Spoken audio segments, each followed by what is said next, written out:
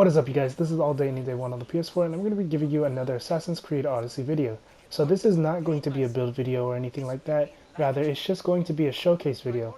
So I'll be showing you the Warrior, Assassin, and Hunter, all different builds. All of them are pretty much set up the way I want them to be, and I'll also be updating the builds, or the build videos for these specific builds. The builds I'm using in this video is pretty much already on YouTube, the ones that I already posted. So the first one, which is going to be for the Warrior, is the Wonder Woman build, which uses the Amazonian set. The second one, which is the Assassin build, is called Best Assassin 2 build, which uses the Pirate set. And then the third one, which is the Hunter build, is called Best Hunter build, which uses the Artemis set.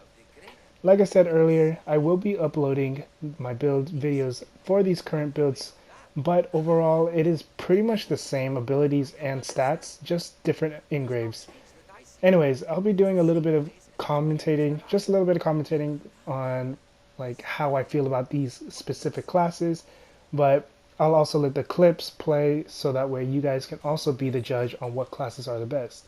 Remember, if you liked the video, hit that like and sub, and comment if you have any questions or concerns. This is All Day Any Day 1 on the PS4. Have a good day, good night, and peace. So for the Warrior, your playstyle is mainly going to be like the front lines. You're not going to fight from range because that just wouldn't really make sense.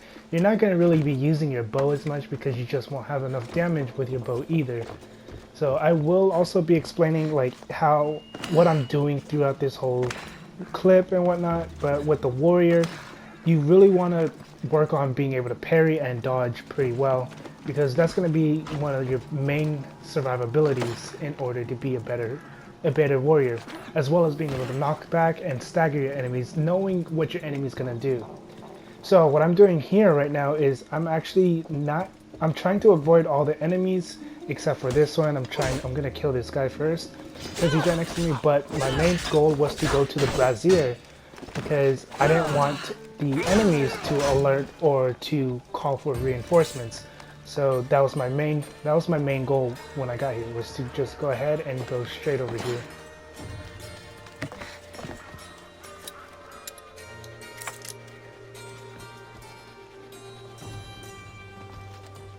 And now that I got it lit, I am going to just go ahead and start going around and killing everyone. So I'm not going to be focusing on assassinations because my assassination also is very low, and you have to keep in mind this is on Nightmare difficulty. So playing on Nightmare, your enemies, they're still going to take the same amount of damage that you would normally put out on easy difficulty, but they are going to have a lot more health, so assassinating isn't going to be useful. And now one of the enemies had actually just announced that he's going to go and alarm his enemies, or alarm for reinforcements. I didn't bother. I heard what he said. I didn't bother going after him because I knew I set the trap for that. As you can see, it just blew up and he just fell out and he ended up getting killed. So that's what happens when you end up setting up the trap for the brazier. And for the Warrior, I would highly recommend going with that the slow time ability from the Assassin 2, because that will allow you to actually be able to still attack your enemies pretty quick while they're also really slow.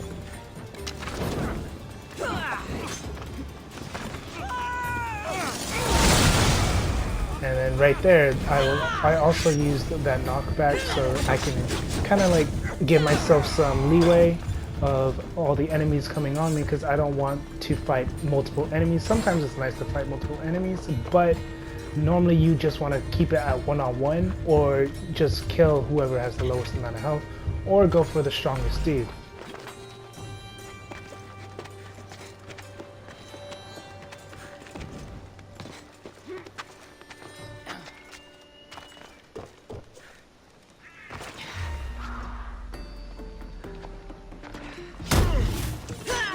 And a little Spartan kick right there, just so that way I can get him staggered before he decided to do anything. And the Spartan kick does a lot of damage, especially when you have a high amount of warrior damage.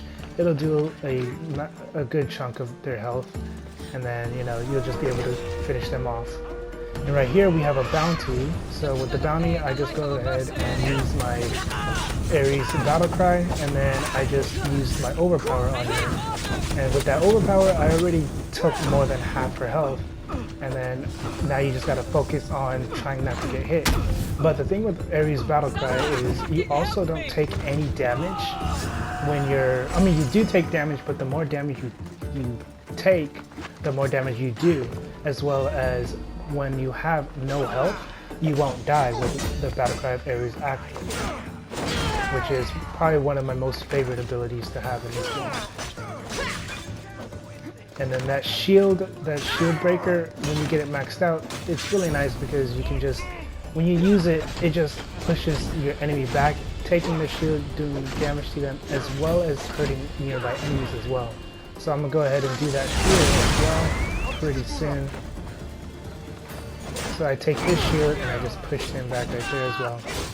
So playing a warrior, you definitely want to have, you obviously want to go with all the warrior abilities. Not all of the warrior abilities, but a good amount, about 3 of them. Because most of them are all about staggers and knockbacks. And as you can see with the Battlecry of Ares, I had no health and I was able to still stay up because that's what Battlecry of Ares does. And as you can see, I'm not that great at dodging or parrying. But a tip for those of you that don't know is when the enemy is just swinging at you, if it's just gray swings, you can parry those. If it's a red swing, you have to dodge those or just move out the way because you cannot parry a red swing, unfortunately.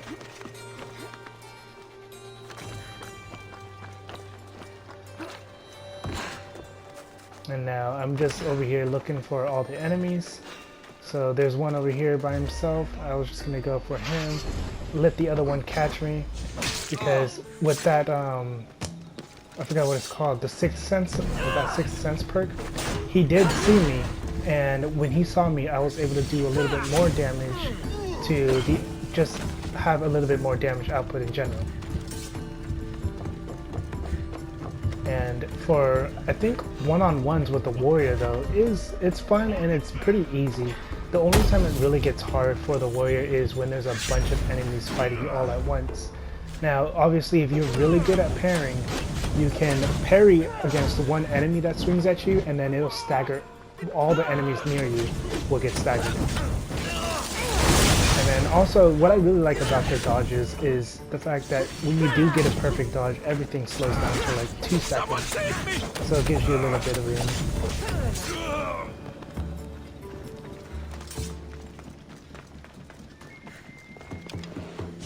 But now, that's pretty much it though with the warrior gameplay. I'm gonna just let the clip keep rolling for a little bit. But yeah, the next one's going to be the hunter.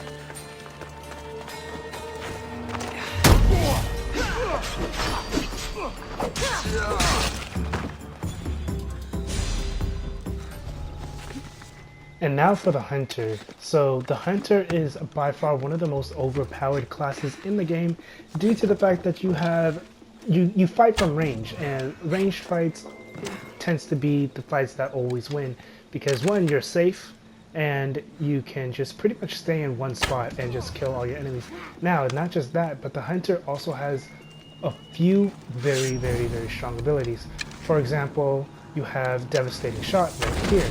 Devastating Shot is going to be a massive single target ability, and I accidentally lit the tent on fire, so that's something you need to watch out with when you're playing a hunter and you use a fire arrow. You need to watch out with flammable objects near you because you can catch yourself on fire. So what I'm doing here right now is I'm using another very overpowered ability called Ghost of Artemis. So this ability is going to be, or the Ghost Arrow of Artemis, I suppose it's called, but that ability is going to be super useful for things like this because you can just stay in one spot and just pretty much kill everyone near you, or not near you, but from a range, because it can shoot through walls, and you know it's just, you can also shoot through multiple enemies as well, so it pierces. Now the thing with the hunter though is you are technically like an assassin, but you're not assassinating anyone. You don't get any of the assassination kills. So having an assassination kill perk isn't going to benefit you at all. And then you also have another ability called multi-shot. So multi-shot's going to allow you to lock onto multiple enemies. You will probably see that later on in this video. I don't remember exactly if I did multi-shot, but if I did, I'll definitely let you know, and you'll see what multi-shot looks like. But when you're also playing a hunter and you kill enemies, they won't know where you are because, well, the arrows are quiet, they're silent. But the thing is, if they see an arrow fly by them or hear an arrow fly by them, or an ally of theirs was killed by an arrow, then they'll start trying to run and hide. They'll hide from the direction that you're generally in. But having the Ghost of Artemis arrow isn't going to help that cause for them.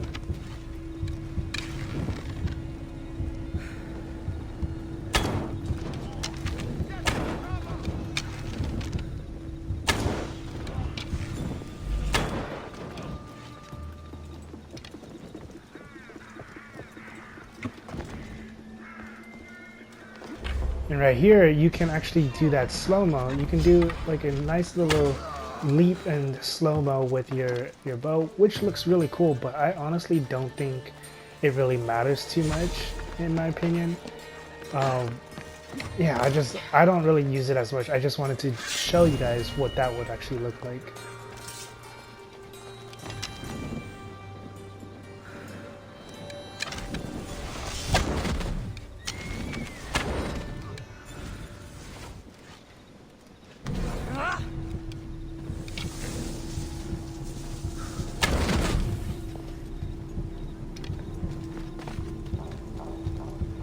So also, I would like to let you guys know that the highest I've been able to hit was with the Hunter, and that was a 1.3 mil. So it's really crazy to think that that type of damage can come from a Hunter and not from any other class. But that's honestly pretty much it for the Hunter class. I'm gonna now go ahead and move on to the Assassin.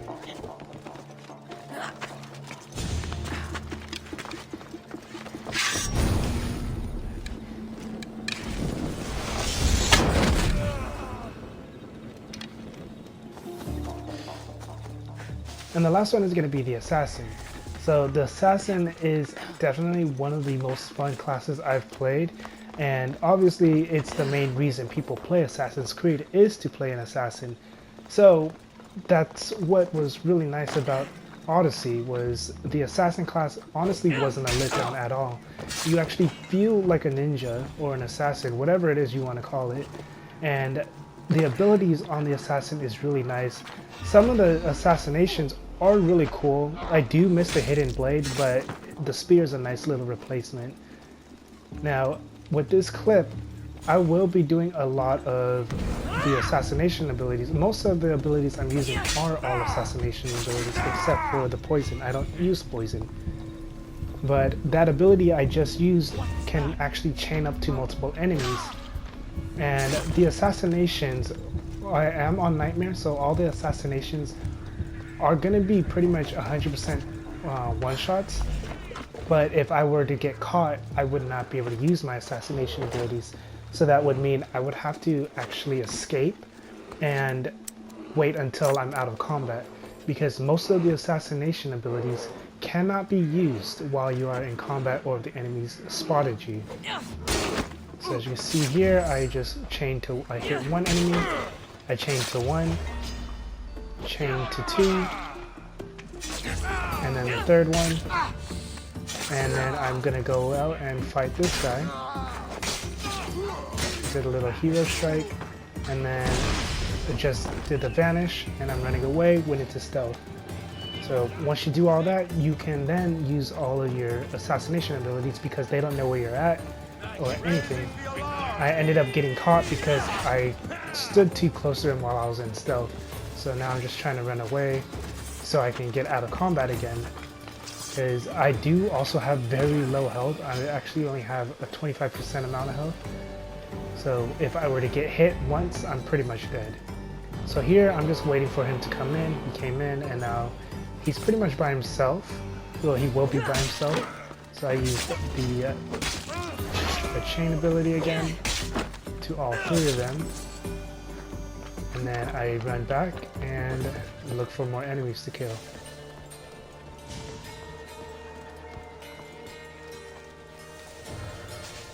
So this type of enemy right here would actually be pretty hard to kill by himself as with an assassination because he's an elite character.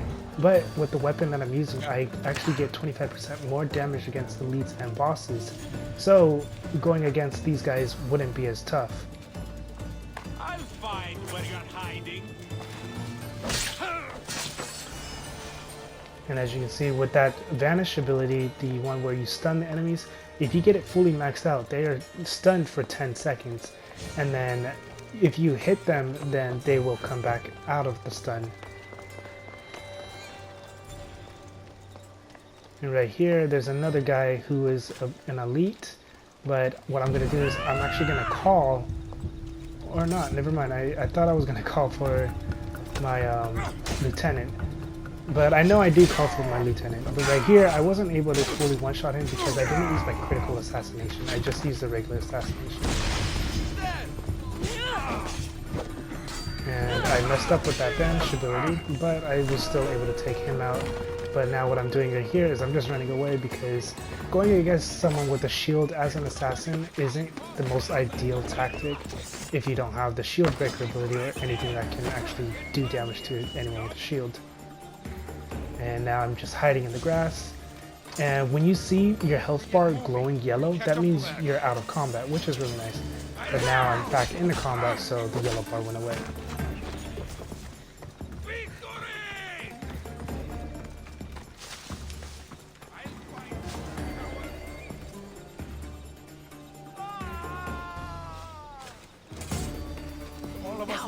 And now this is where I call my lieutenant. So calling in the lieutenant is basically like calling in a tank for you. They basically will, they'll just be distracted and they won't aggro you at all. And I just went ahead and chained to multiple enemies, but what I did here was I chained to that mercenary and then I hit someone else after and then I chained right back to the mercenary. So that way, because with the mercenary, they tend to have more health than regular enemies. So you would technically need to hit them twice with an assassination ability unless they're vulnerable to assassinations. But that's pretty much it with this video. Go ahead and put down in the comment section on what class you think is the best or the most fun class. And yeah, that's pretty much it. This is all Danny Day 1 on the PS4. Have a good day and good night and peace.